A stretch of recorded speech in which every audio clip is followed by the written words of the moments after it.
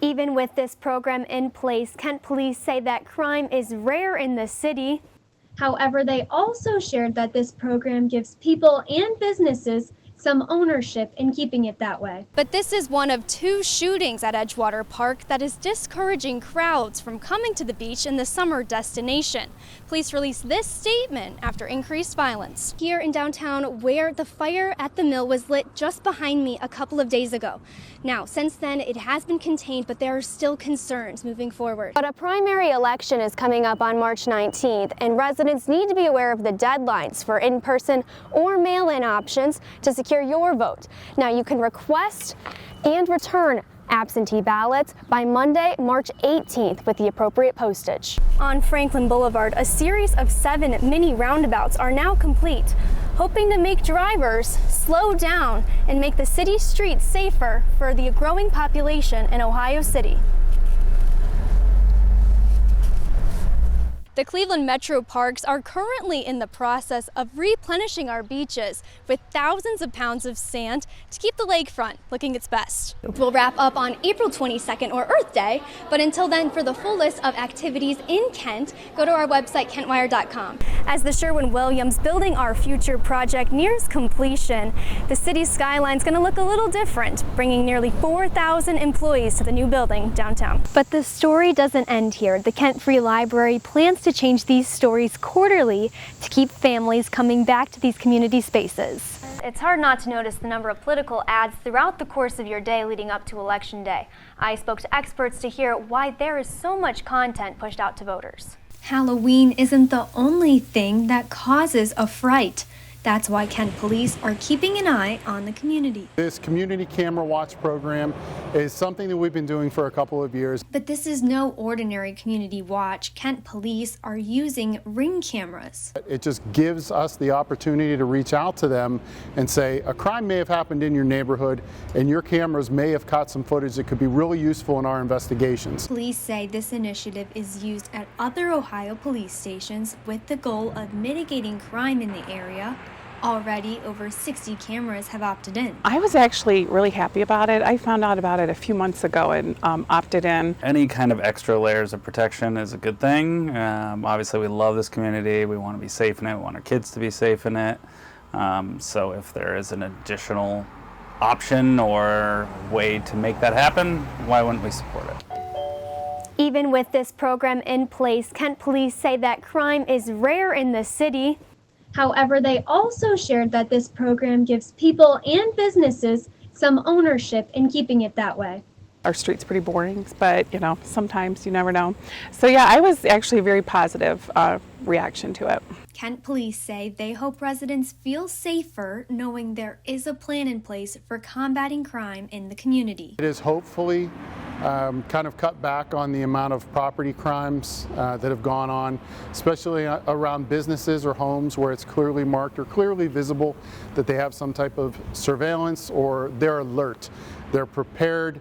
They're not going to be victims. Reporting in Kent for TV2 News, I'm Sydney Brown. More people than ever are using the social media app Pinterest. I think Pinterest, because it's a creative platform, that it almost is better than predicting trends based on purchasing behavior, because it's what you're thinking about, what you're planning to buy. Now, Pinterest is capitalizing on that by using their analytics to predict trends with 80% accuracy. Breaking it down into further insights that then inform the marketing community, which is honestly genius, because then they're also showing that they're a platform that really has a pulse on their own consumers' needs. The 2024 forecast from Pinterest pulls from their data of active searches to pinpoint overarching themes in fashion, food, lifestyle, and hobbies.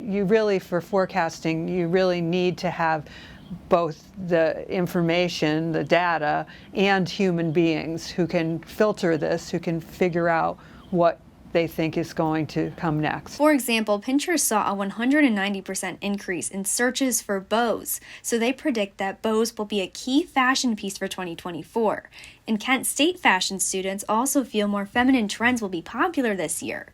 And trends like this are key for industries like fashion, where consumer behavior drives revenue. So the internet's a creepy place. It knows a lot about us based on our emails, based on our phones, based on our browsing preferences.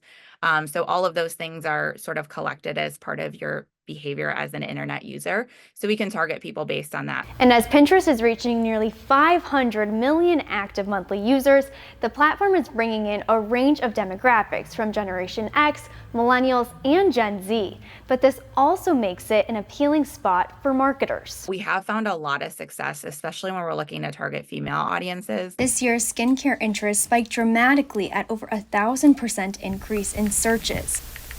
And beauty trends surrounding the color blue are up across the board. And these trends can be put into action by advertisers to narrow their targeted audiences. Research can be really boring sometimes, right? But they packaged it in a way that's fun to kind of follow and also can help people brands and marketers inform their own work.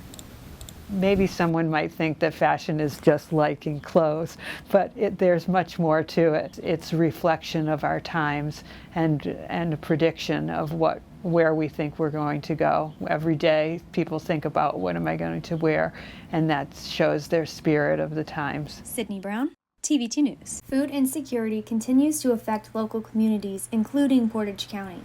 We want people to know that we are here, whether it's for a hot meal, whether it's for groceries, because like I said, unfortunately, the need is still there and it's growing. At no cost, Kent Social Services offers hot meals Monday through Friday and dinner twice a month in addition to their stocked food pantry on appointment. I've been coming to Kent Social Services for about 5 to 6 years now, off and on, mainly because I've had friends that have brought me here or resources that they provided me, and then I kept coming around for the others that needed the same thing I came for. And it was simple. It was as easy as walking through the door. In November, they served over 200 households. It doesn't seem like a lot, but every day we make 60 to 70 meals and we go through it all. And it's thanks to donations from community members that the food pantry stays stocked. We collected a bunch of canned goods, rice, soup, things that won't go bad soon. But volunteers say it's more than a place to get a hot meal. I don't think they grasp that this is a community of important people. I think they think of it as, oh, these are poor people going for a hot meal. It's not that at all. We've had college professors, we've had all kinds of people that come here to be together. Kent Social Services and the Center of Hope in Ravenna are spreading hope this holiday season. They will be serving over 800 families in Portage County through food and toy donations. We serve a lot of people, so that makes a big difference. And we did about 1,700 boxes of food. If we have leftover, which we will, we take them to those centers, and if people that didn't sign up, and if they need something, we have boxes ready for them. In Portage County, the holidays will be wrapped and delivered with hope. For TV2 News, Merry Christmas! I'm Sydney Brown. With violent crime on the rise in the area, neighbors came together in various Northeast Ohio communities.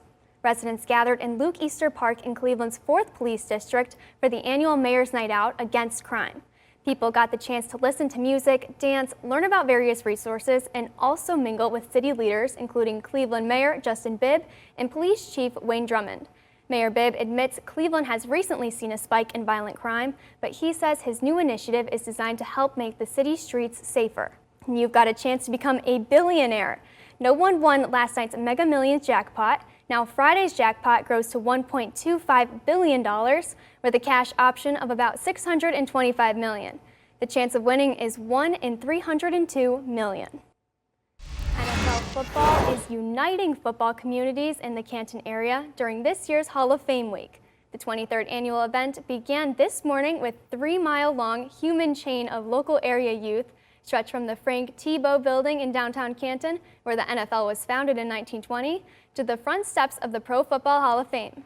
Kids under 18 received a t-shirt, free lunch, and a voucher to the Hall of Fame. Reason to Get checked for sleep apnea, plus how some special robots are bringing joy to youth patients. Those stories and more in today's Fox Family Health Report. All clear and out of here. Cedar Point revealed its refreshed coaster, Top Thrill 2, the world's tallest and fastest triple launch coaster. The new ride comes after America's Rock and Roller Coast amusement park recently settled a lawsuit over the former coaster, Top Thrill Dragster. We have all the coverage you need to be in the know for this year's Election Day, so stick with us for the hour. We'll be featuring local elections throughout Portage County, varying from tax levies to city council races.